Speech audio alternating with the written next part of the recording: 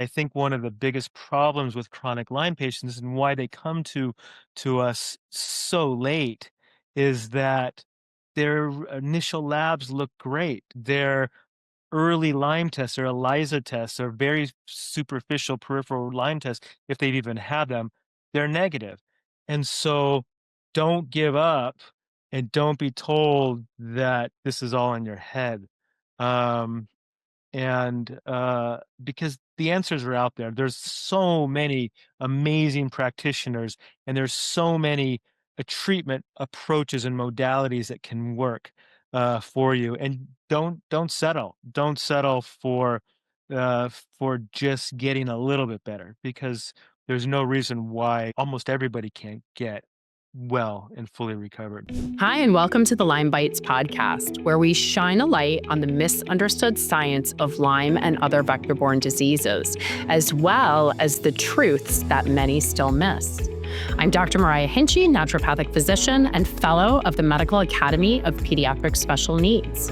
I specialize in treating chronic Lyme disease as well as other complex inflammatory conditions. In this podcast, we break down what's working and what's not. We share the facts that most people miss, we challenge outdated thinking, and we give both patients and practitioners the tools to heal smarter. So let's get into it and change the way we heal Lyme. Hi, and welcome to another episode. I am your host, Dr. Mariah Hinchy, and today we're going to be talking about effective treatments for Lyme disease.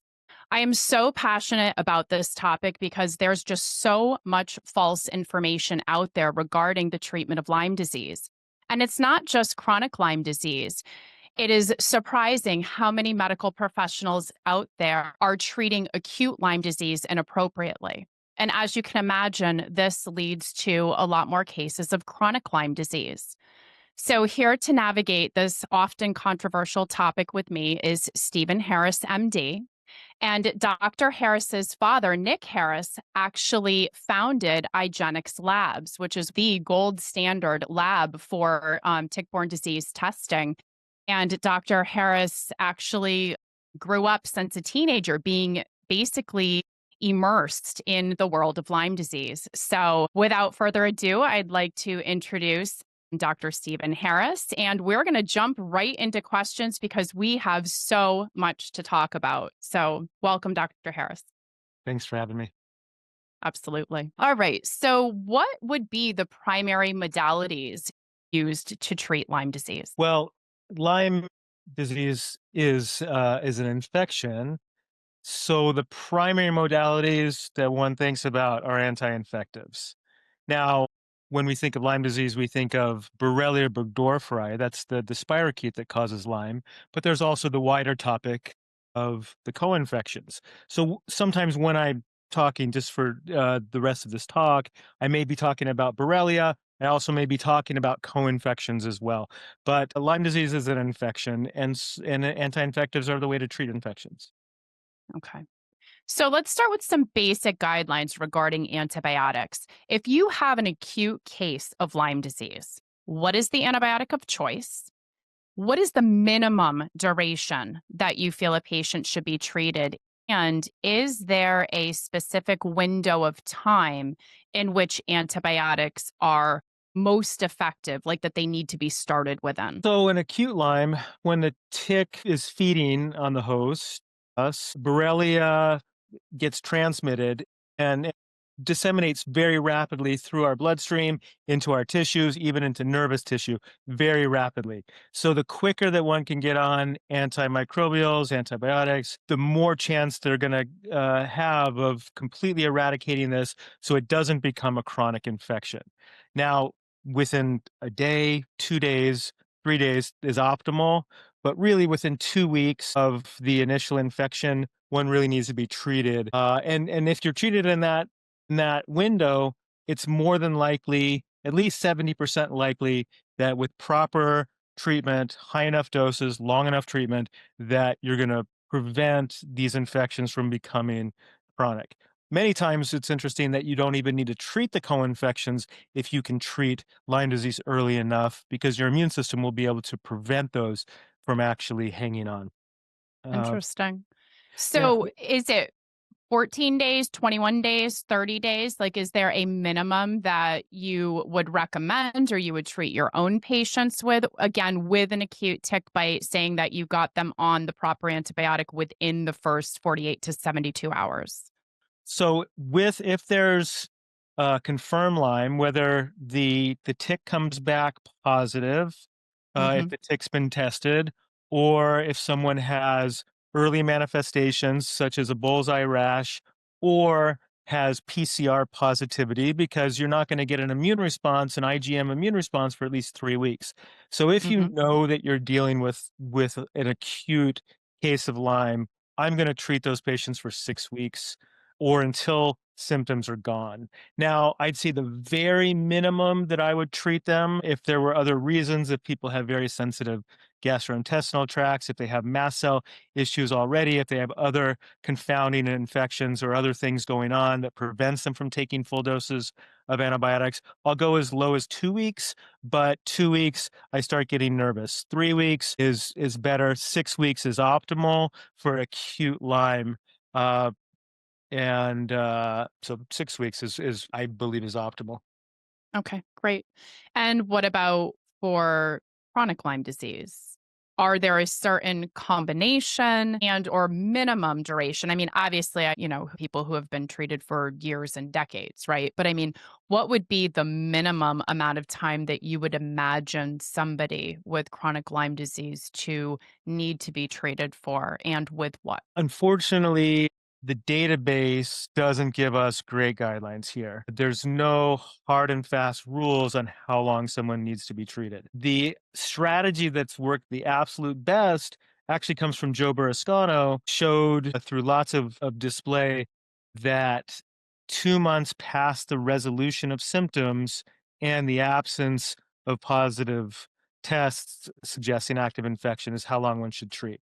And so these treatments can be open-ended. Sometimes these treatments can go on for years. We don't like them to go on for years, and if dapsone and some of these other treatments that are coming down the pike turn out to really fit, then hopefully we won't have to treat patients for so long. But in chronic borreliosis and chronic persistent borreliosis, it's important uh, to cover all of the different manifestations of this organism. So, at least with Borrelia, and I'm not talking about the co-infections because I usually treat the co-infections first. Sometimes I'll treat, well, in a perfect world, I treat babesiosis first when patients have them. I'll treat the Bartonella first if the Bartonella symptoms are predominant. And I think someone else will probably be speaking about the symptoms of Bartonella versus Babesia, but I treat those first. But when I'm actually treating Borrelia infections, I want to work on the spiral and an anti-spiral drug, which would typically be what's considered a cell wall drug. A wall drug such as high dose amoxicillin or penicillin, or a medium dose higher generation cephalosporin, ceftriaxone or ceftonir or cefixime, or some of the other drugs that are used non-orally or parenterally. So I'll use one of those drugs. Those work when the spirochete is dividing, and they work outside of our cells in the bloodstream, in the central nervous system. In addition, we know that these organisms can live inside of many of our cells, whether it's in fibroblasts or in other tissue cells, such as liver cells or in bladder cells. And so we also need to use drugs that actually get into those cells. And so I'll use what are called ribosomal inhibitors, and so that would either be the macrolides like azithromycin, commonly called Zithromax, or clarithromycin, Biaxin, or another drug like that, which are the tetracycline drugs, tetracycline, doxycycline, minocycline, omadacycline, or one of these drugs. Many times I'll use one cell wall drug such as Omnicef, which is ceftonir, third generation cephalosporin, and an intercellular like azithromycin or clarithromycin. And I'll use a drug that works on the cell wall deficient forms. There's been a lot of evidence about this. They're called cyst forms or Lister forms. There's a lot of different names for them, but basically, they're these organisms that have lost their cell wall temporarily and are one of the reasons we think that there's persistence. Those drugs would be tinidazole, metronidazole, or likely nitazoxanide. Nitazoxanide being the easiest one to tolerate. but maybe the least effective in that. So I'll usually have people on 3 drugs when I'm treating Borrelia infections. Occasionally, I'll use a double intracellular approach where I'll use azithromycin and minocycline or clarithromycin and doxycycline because they're working on 2 different parts of the ribosome. Often double intracellulars is a really effective way to go. Rich Horowitz really popularized that approach, and it's still quite effective. Usually use combinations that cover all the different phases, the different locations where you're going to find it. And then we have to also think about aspects like what other ways can the organism hide? What other strategies do we need to consider? Dr. Phillips talked about blebs in his wonderful book, and it's a real important reason for persistence. We also now know about biofilms, so we have to deal with biofilms. Those are basically like mucus igloos that these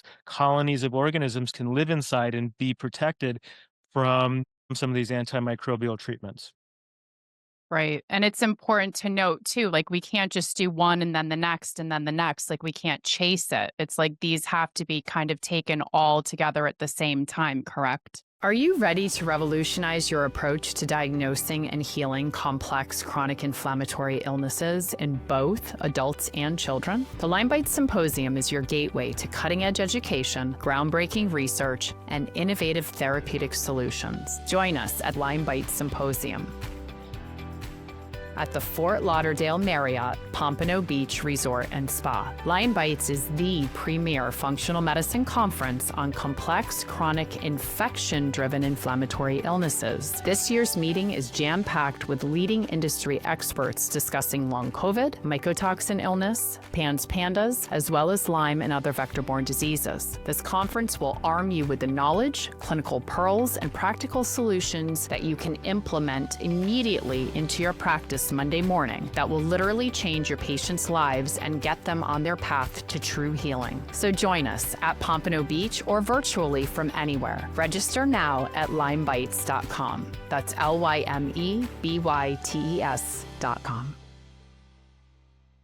Well, within the tolerance of the person, of course, and there's ways to enhance one's tolerance. But yeah, it's pretty well known that if you treat with just a cell wall drug, that those organisms can go one inside the cell, or they could go into a cyst form. Or if you just treat with a cyst drug, then they can go back into the spirals. And the literature base is actually not very controversial about this. It's pretty clear that it's Yeah. been shown over and over again.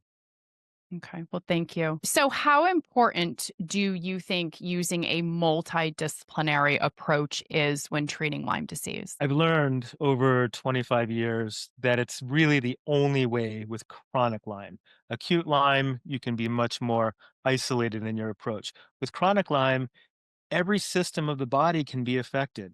Every organ, every metabolic activity can somehow be impacted by this, whether it's hormones or neurotransmitters or liver function or kidney function or cardiac function.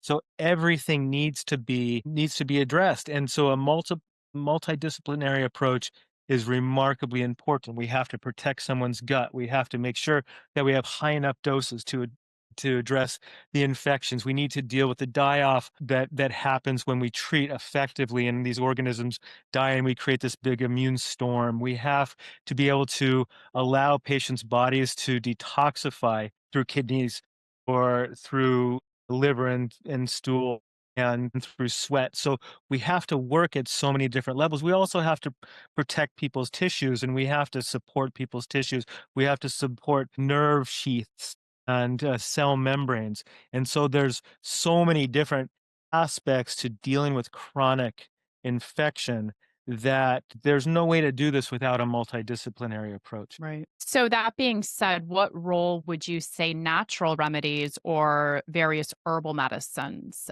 play? Well, the evidence base is very clear that many herbal remedies work against spirochetes and against some of these co-infections. And we're getting more and more evidence all the time. Some of your work, you've shown that combinations and blends of herbs can be remarkably effective. The individual herbs we have a pretty good sense of what doses we need, what we need to target, what aspects they're working on, even the mechanisms of action. When we start using blends and we're dealing with synergies of these different herbs, a lot of it becomes the clinical evidence base and really what we've all kind of learned who are in this field. We're learning what blends work and really through clinical experience. It's the herbs work on their own for many people, but they're also used so effectively in conjunction with those pharmaceuticals that I described earlier that they allow us to get higher levels of penetration of these anti-infectives, that they work sometimes synergistically with the pharmaceuticals, that most patients at the end of the day, if we're treating people for months and months on end, that it is hard to tolerate pharmaceutical antibiotics for that long. So we have to take breaks. We have to sometimes do pulses. Have to sometimes go through different clinical regimes. And one of the ways to keep people at their best, at the highest chance of actually accomplishing this killing process, is with the use of herbal antimicrobials. Now, herbs also are the mainstay of the other work that is absolutely necessary when we're talking about a multidisciplinary approach. When we're doing lymphatic work, or we're doing liver or kidney or other kinds of detox work, or we're helping the nervous system. Yes, there are pharmaceutical agents that can work on these as well, but it's really the herbal and some of these other natural products, whether alone or in blends, that have a great evidence base and are highly effective. There's no way we could do what we do without probiotics. We need bifidus, we need Saccharomyces boulardii, we need acidophilus, we need Akkermansia, we need these other things in the probiotics that there's no way that people can sustain such high levels of necessary antibiotics without this support. Right. So you've alluded to some of the systems that are important to be supporting and evaluating during treatment for Lyme. What other symptoms and or systems, and can you elaborate on what you've already said, like with the gut, right? And with the microbiome and with the kidneys and the liver? Like what systems of the body, in your opinion, need to be evaluated and supported during treatment? Well, I mean, each person is obviously different, and so you're reinventing the wheel with each patient. But there's obviously patterns that we come across, right? So the gastrointestinal tract, the immune system, even nutritional absorption, which has to do partially with the gastrointestinal tract, but it also has to do with cellular nutrition. We have to work on these organs of elimination. We have to work on some of these endocrine organs. We have to make sure that the pancreas is functioning well. We have to make sure that the adrenal glands are not overstressed and releasing too much cortisol, which can also impact the immune system. We need to make sure that the nervous system is supported. We have to make sure that patients are emotionally supported as well.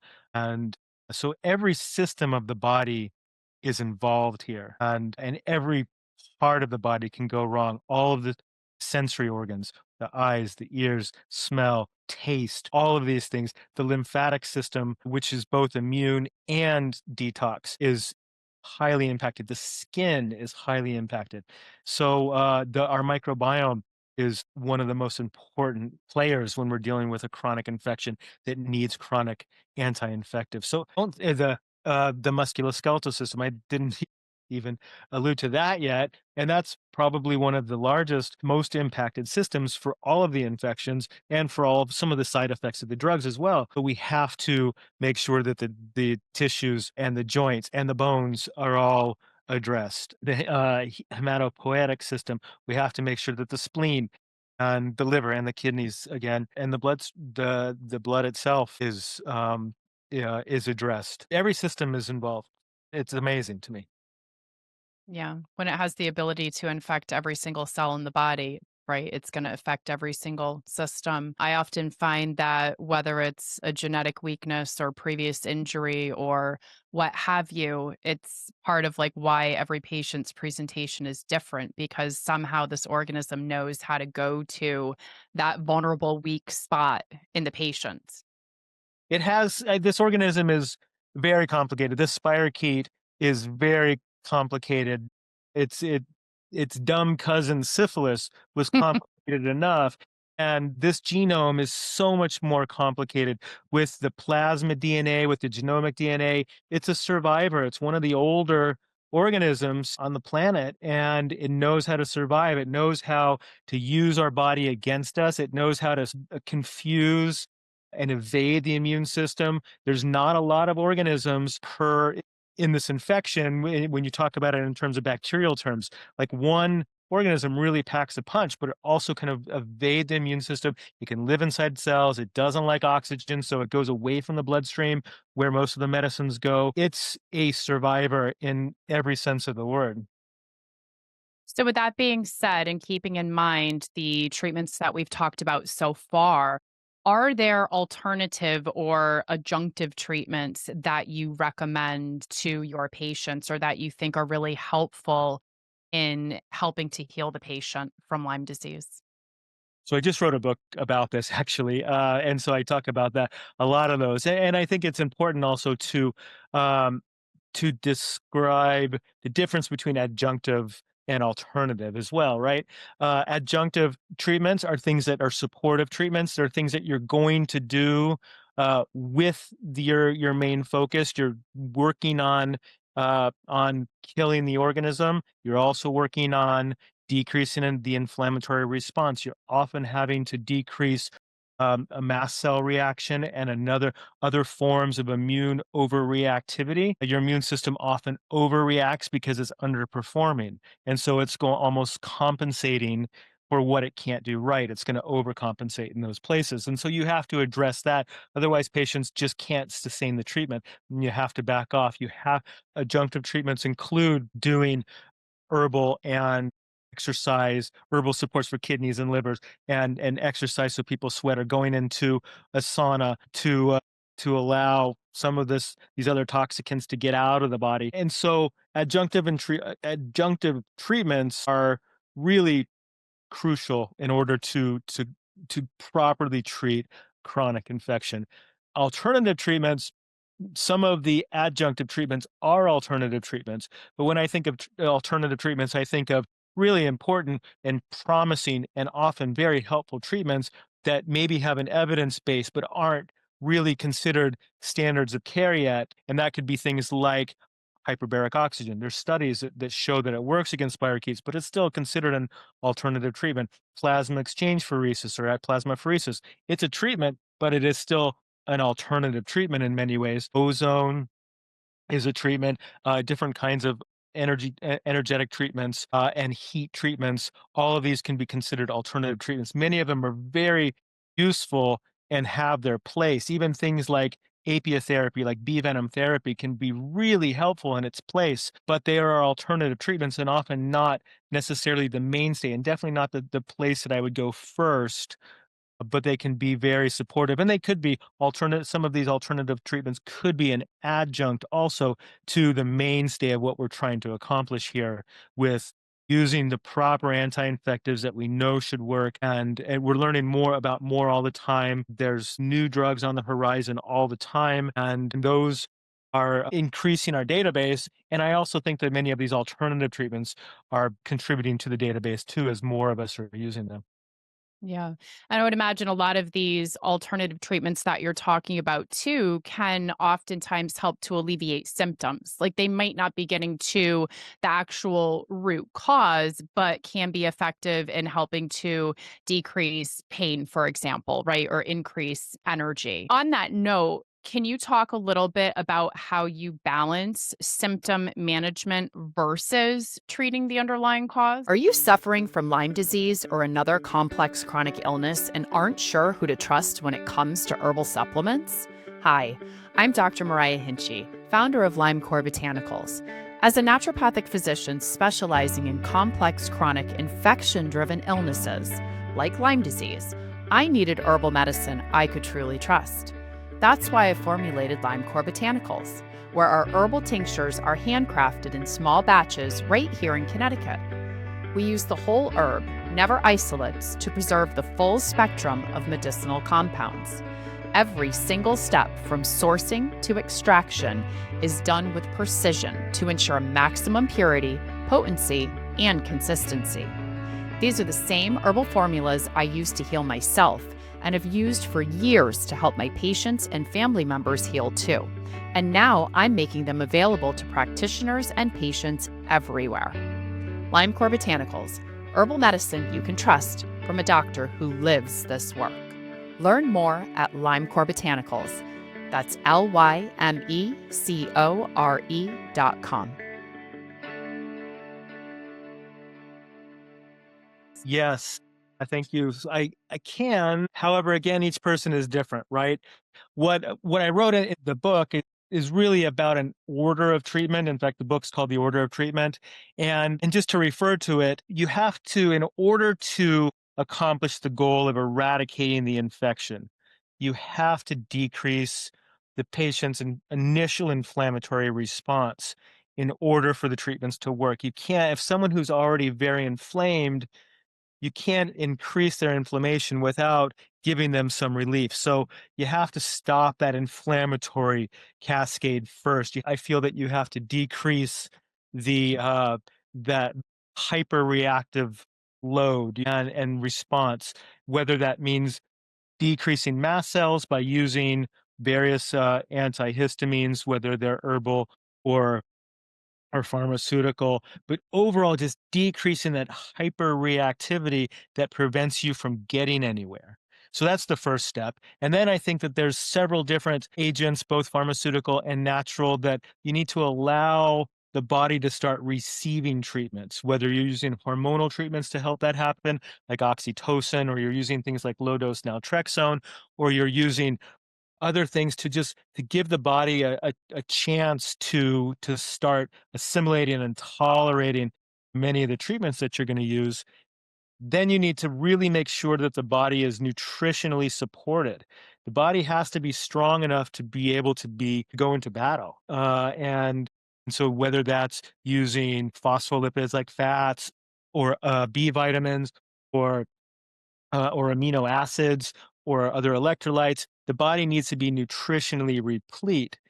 And then I think it also needs to be detoxed a bit, because you can't have a huge toxic load when you're starting off with these patients. So, and whether detox means making sure that the fungus is out of the way, making sure that you've addressed mold issues, because these SIRS patients are really, many of them have chronic Lyme and mold exposure and mold sickness. And you can't, for many of them, you can't go straight into heavy antimicrobial regimens without addressing the SIRS, the systemic inflammatory response that things like mold can cause for them. And then there is the killing process. And during that killing process, you need to make sure patients are safe. You need to make sure that you're using things to keep their liver, kidneys, and other organs safe. You need to make sure that drug interactions are measured. You need to make sure that things like when you're using a drug, for example, rifampin, which we use often for Bartonella, or Ehrlichia anaplasma, that we're monitoring their sex hormones, and that they're getting repletion with the hormones that they need, when some drugs and other treatments can decrease those. And then I think we have to continue to allow the body to heal, to address the die-off reactions or Herx reactions. We need to help the body get stronger after we've done the killing process, and even towards the end stages of the killing process, we have to teach the body, or help the body heal again. And so a lot of regenerative medicine is really coming into play here for the chronic Lyme patients. Patients have been sick for, some of them for 40 or 50 years, and not knowing that they had Lyme. And so there's going to be nerve damage. There's going to be lots of fibrous tissue damage. There's going to be all sorts of cognitive issues. And we need to help the body learn to repair itself. So things like exosomes and even some stem cells can be really useful there. The phospholipids, again, can be used almost at all stages. A lot of different peptides have been really useful for helping mitochondrial function, for working on immune support, for even for some antimicrobial ones, for pineal and hypothalamic support. There's many peptides that a lot of us are using in this field to work on this adjunct work, and the evidence base is increasing for those too. So it really depends on the person for how to address these really complicated cases. I think that there's an order for when you're dealing with chronic infection for how to approach them. You have your antimicrobial piece, whether it's pharmaceutical or herbal or homeopathic, or there's other ways as well, or through modalities, through pressure, through hyperoxygen, through heat, through other various remedies. But then you also have the whole body that you have to address, some of it which has been devastated by the infection, some of it which has been a response to the infection, like a hyperinflammatory and dysregulated a dysregulated immune state. Right. Yeah, and if you don't recover the immune system as best as you can, it's like how is the body supposed to hold it into remission or eradicate it, whatever the case may be. I cannot believe so we are at the point where the complimentary portion of this interview is coming to an end. So, Dr. Harris, can you please let patients know how and where they can find you? And again, tell us the name of your book, when it's going to be released, how we can get it. And then we're going to dive deeper into, I have several more questions for you. So I am working with Gordon Medical Associates in San Rafael and can be reached through Gordon Medical Associates as well as pacificfrontiermedical.com. That's pacificfrontiermedical.com. And the name of the book is The Order of Treatment. And the website where it can be obtained, or at least with a link to how to get it, is Lyme Treatment 2024.com. So LYME Treatment 2024.com. And it's The Order of Treatment is the name of the book. And when does it come out? It should be out by now. Oh, great. Wonderful. All right. Thank you. Okay, so let's dive back in. And can you start by talking about how patients can personalize their treatment plan, not only to meet their specific needs, but also if there are co-infections involved? And I mean, this could be a totally separate talk in and of itself. So, Right. So we're talking about chronic Lyme here. Acute's been dealt with, with that somewhere between 2 and 6 weeks of treatment.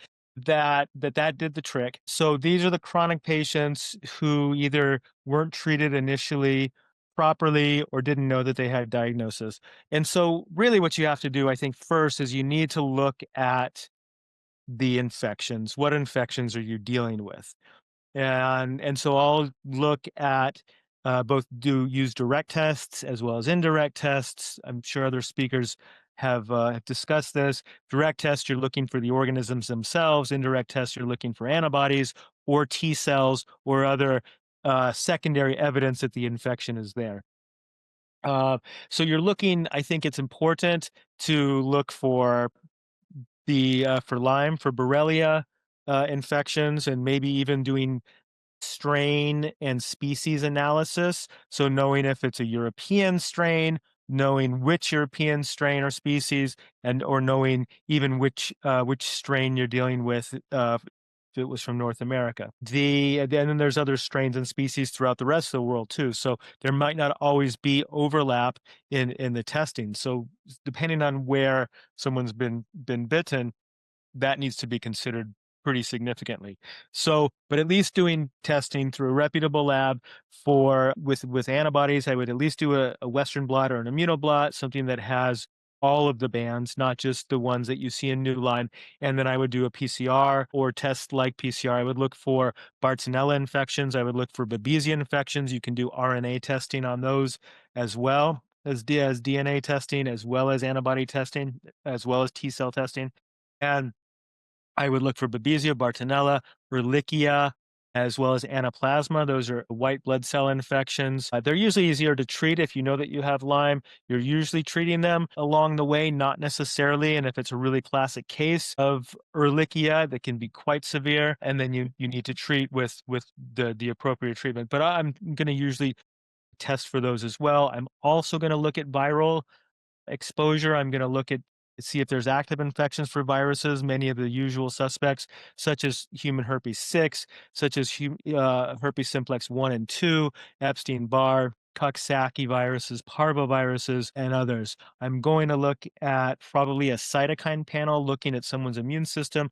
I am often going to do the Bruce Patterson Radiance Lab test that actually does as well, looking at some of the cytokines that you see in chronic Lyme, that you see in long COVID, to see how inflamed their immune system is. Going to do a nutritional analysis with one of several labs, whether it's Genova or SpectraCell or doctor's data, to take a look at nutrients, sometimes with amino acids, fasting plasma amino acids. I'm going to do an organic acid test in the urine and a stool test to look at the microbiome, whether I'm using GI map or Genova or doctor's data for those. I'm going to perhaps do a Kennedy Krieger test on phospholipids, which Body Bio can interpret, and look at people's ratio of fatty acids to see if they can become more replete with phosphatidylcholine.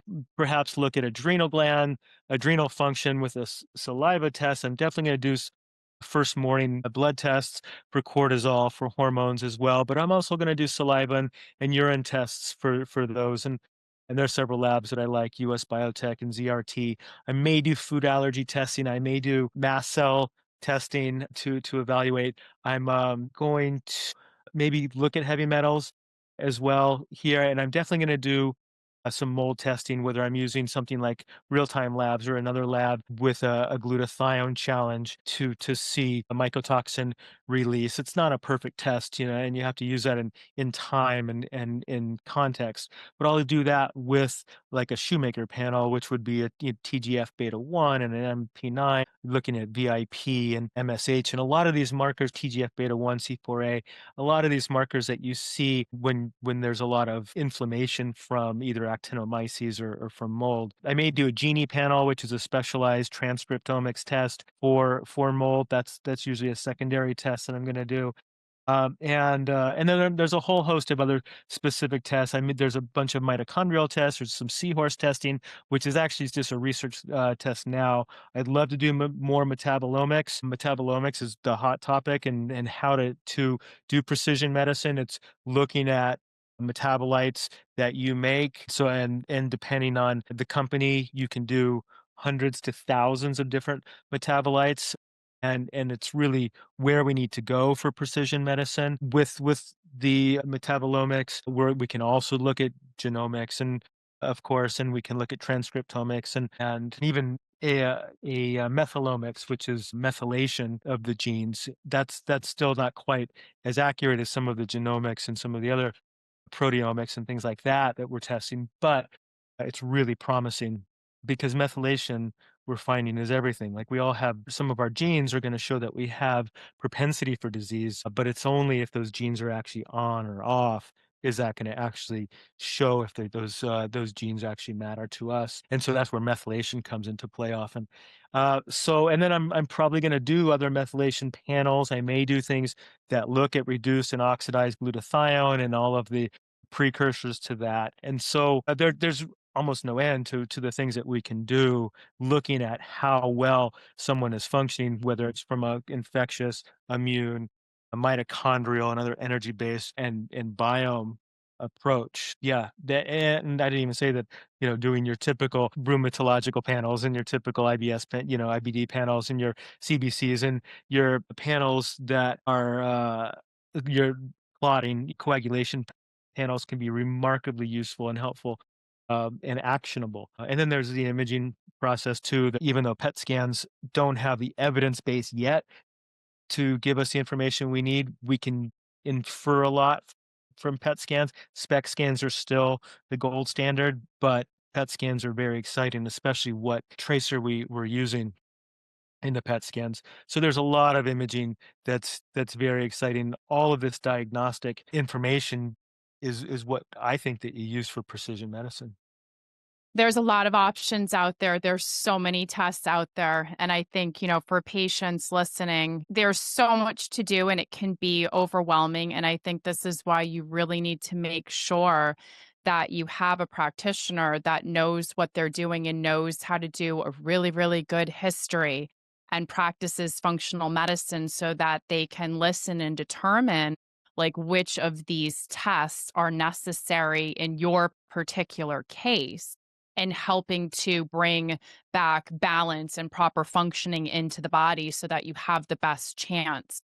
What you Yeah, said, I think, was one of the most important things, and I don't know if it's gonna come up, in the rest of the summit, but the history that, is so important, the history and the physical exam, actually both, and so for the patients who are out there, you need a doctor who listens to you for long enough for you to be able to tell your whole story. This takes time. This is not easy. And the for even on first pass, even on a 2 or 3 hour first visit, you may not get all the information. But the history, I think, is so important because oftentimes you're not going to know it, but you're going to tell that doctor what is wrong with you without knowing. And then the physical exam, I think it's important, not every time, especially in the age of telehealth, but I think that first visit or the second visit, a proper full physical exam, it still is very important. There's very subtle but very important signs that we can find that will show us which infection, if any, you're likely dealing with. right. Yeah. And in addition to that, too, like just the different physical findings that can point to certain nutrient deficiencies, right? That you might not pick up otherwise, too. Yeah. So history and physical exam, both very, very important. Okay. So what would be your one piece of advice that you would say to a patient who's sitting here listening to you, who just doesn't know where to start as far as treatments go? Besides, like we just said, finding someone who is a proficient practitioner.